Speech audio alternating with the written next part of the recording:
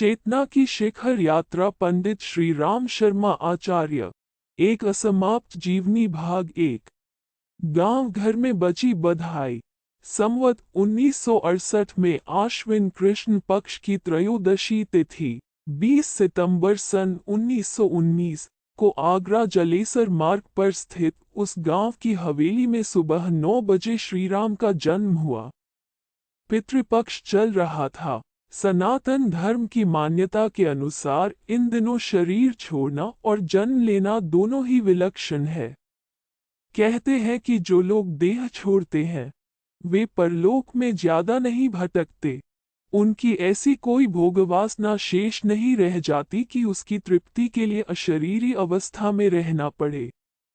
वे आत्माएं या तो सीधे पितृलोक चली जाती हैं अथवा नया शरीर धारण कर लेती हैं। इस अवधि में जन्म लेने वाली आत्माएं भी मुक्त प्राय होती हैं। उनकी एकाध सूक्ष्म वासना शेष रहती है जिसे पूरा करने के लिए वे शरीर में आती हैं। ये भी कि पितृपक्ष में जन्म लेने वाले लोग उसी वंश परंपरा के कोई मेधावी पूर्वज होते हैं। वे अपनी परंपरा को आगे बढ़ाने, उसे समृद्ध करने, गौरव बढ़ाने या पिछले जन्मों में जिन लोगों का अनुग्रह उपकार रह गया हो उसे चुकाने के लिए आते हैं। पितृपक्ष जन्म कुंडली और जन्म से पहले होने वाली घटनाओं के आधार पर आंवलखेड़ा के पंडितों ने भी कहा कि रूप किशोर जी के यहाँ योगी यति आत्मा प्रकट हुई है। 55 वर्ष की उम्र में उनका सौभाग्य उदित हुआ है। शिशु का जन्म घर में ही नहीं गांव में भी उल्लास का विषय बन गया। 30-40 घर थे। गायों के आने, मधुमक्खियों के छत्ते बनाने, ताई जी की कही हुई बातें आश्चर्यजनक रूप से चरितार्थ होने की चर्चा आसपास के घरों में ही नहीं गांवों में भी फैल गई थी। धर्म धारणा और लोकोत्तर ज्ञान के सहज बोध के चलते बुजुर्ग ग्रामीण उन घटनाओं के समय ही कह चुके थे कि पंडित जी के घर में योगी यति आत्मा जन्म लेने वाली है। जन्म हो गया तो आसपास के गांवों से लोग, जिन श्रीमंतों और कुलीन परिवारों में पंडित जी कथा कहने जाते थे, वहां से भी लोग आए। गांव के लोगों को उन सबका आना सहज लगा। विशेष लगा तो ये कि गांव में साधु सन्यासियों का आना जाना बढ़ गया। पहले कभी इक्का दुक्का साधु ही भूले भटके आता था। शिशु का जन्म होने के बाद 4-5 सन्यासी प्रतिदिन आने लगे। जिस दिन जन्म हुआ उस दिन 10 बजे एक ऊंचा पूरा और तेजस्वी सन्यासी हवेली के बाहर आकर खड़ा हो गया। रुदन सुनकर उसने बच्चे को देखने की इच्छा व्यक्त की। ताई जी को संकोच हुआ, लेकिन पंडित जी के समझाने पर मान गई। बच्चे को देखकर सन्यासी ने दोनों हाथ उठाए और दीर्घायु यशस्वी होने का आशीर्वाद देकर वापसी का रुख कर लिया। ताई जी बताया करती थी कि श्री राम का जन्म होने के बाद कोठरी में मधुर संगीत गूंजने लगा। अगले दिन सुबह तक मंत्रों के पाठ और रामायण की धुन सुनाई देती रही। ताई जी की आंतरिक स्थिति के कारण भी यह अनुभव हो सकता है, लेकिन सन्यासियों के आने जाने से उन्हें परेशान होते हुए कई लोगों ने देखा। साधु महात्माओं को घर के दरवाजे पर आकर ठिठक जाने और बिना कुछ बोले चुपचाप खड़े रहने से वे भी थोड़े परेशान हुए। उन्हें भेंट पूजा दी जाती तो मना कर देते, सौर्यगृह की ओर टकटकी लगाकर देखते रहते। बच्चे के रोने की आवाज सुनकर वे चले जाते। साधुओं के आने से पंडित जी को अजीब तो लगता था, लेकिन वे परेशान नहीं होते। ताई जी परेशान होती तो उन्हें समझा बुझा देते। बालक 16-17 दिन का हुआ होगा। सूतक निवारण के बाद नामकरण संस्कार की व्यवस्था की गई। उस दिन एक विलक्षण घटना घटी जिससे ताई जी के साथ पंडित जी भी थोड़े विचलित हुए। संस्कार के लिए विजयादशमी का दिन चुना गया। गांव में रामलीला या रावण दहन जैसे कार्यक्रम नहीं होते थे। घरों में नवान्ह पारायण बिठा लिया जाता था। सप्तशती पाठ का प्रचलन भी था, लेकिन ज्यादा लोग रामचरितमानस का ही पाठ करते।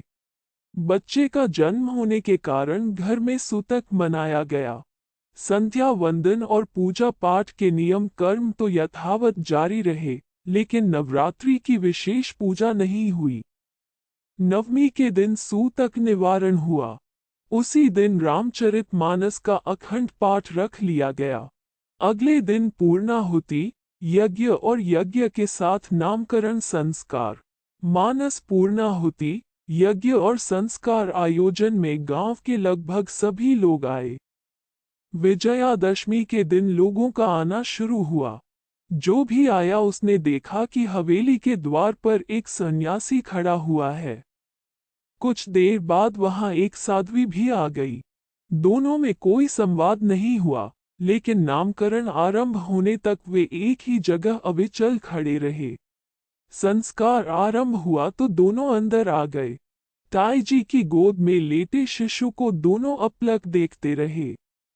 संस्कार आरंभ हुआ तो ताई जी की निगाह उन दोनों पर पड़ गई। पहली बार देखकर वे सहमी और शिशु को पल्ले से ढकने लगी। साधु ने कहा, रहने दे माई, हमें भी लाल को देख लेने दे। जी भर कर देख ले, फिर पता नहीं हम देख पाए या नहीं। साधु ने अपनी ओर इंगित किया था कि पता नहीं हम लोग बाद में रहें या न रहें। लेकिन ताई जी को लगा कि वो बच्चे के बारे में कुछ कह रहे हैं। उन्हें गुस्सा आ गया। वे वेदी से उठी और साधु को डपटने लगी। साध्वी को भी आड़े हाथों लिया।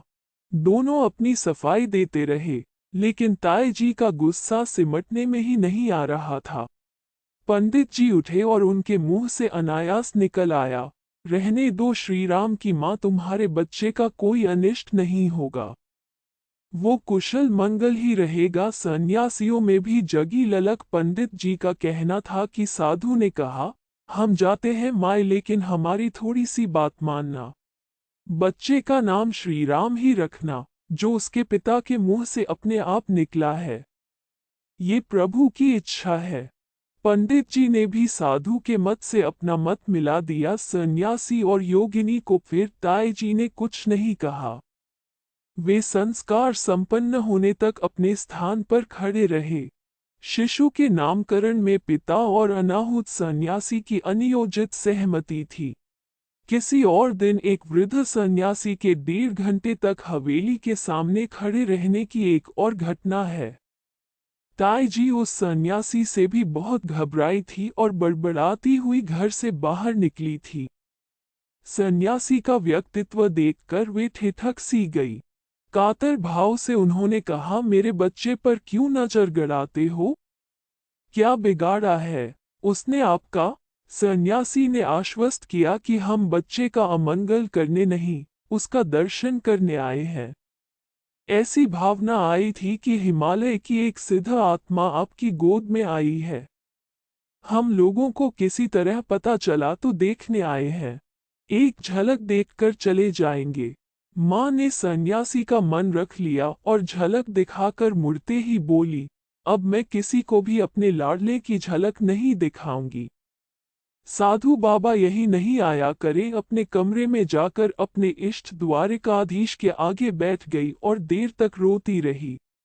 हिमालय की आत्मा, सन्यासी, सिद्ध पुरुष, दर्शन और इसी तरह के संबोधनों ने माँ को व्यथित कर दिया था कि उनका बेटा आगे चलकर बिछुड़ न जाए, वह भी कहीं बाबा जोगी न बन जाए। माँ ने अपने इष्ट से यही मांगा होगा कि उसका शिशु हमेशा उसके पास रहे, कभी उससे दूर नहीं हो। भक्त ने अपने भगवान से क्या मांगा, ये दोनों का निजी संवाद है। बहरहाल उस घटना के बाद परिवार में साधु सन्यासियों का आना और सुखद किंतु विलक्षण स्थितियां बनना बंद हो गया। शुरू के 3-4 साल बाल लीलाओं और अपने शिशु के हाथ पांव चलाने से लेकर तोतली जबान में बोलते देख माता पिता के प्रसन्न होने में ही बीत गए। श्री राम के जन्म के बाद 2.5-3 साल बाद परिवार में एक कन्या और आई। नाम रखा गया किरण देवी। कालांतर में दूसरी बहन आई थी। उसका नामकरण अग्रज के नाम से ही लिया गया। रामदेवी बहन के जन्म लेने के बाद माता का ध्यान थोड़ा बटना ही था। अभी तक भोजन बनाने से लेकर पूजा पाठ करने और आगंतुकों की देखभाल करने तक माँ की निगाहें बेटे पर ही रहती। माँ अपने पुत्र को पिता और परिवार के दूसरे सदस्यों के भरोसे कम ही छोड़ती।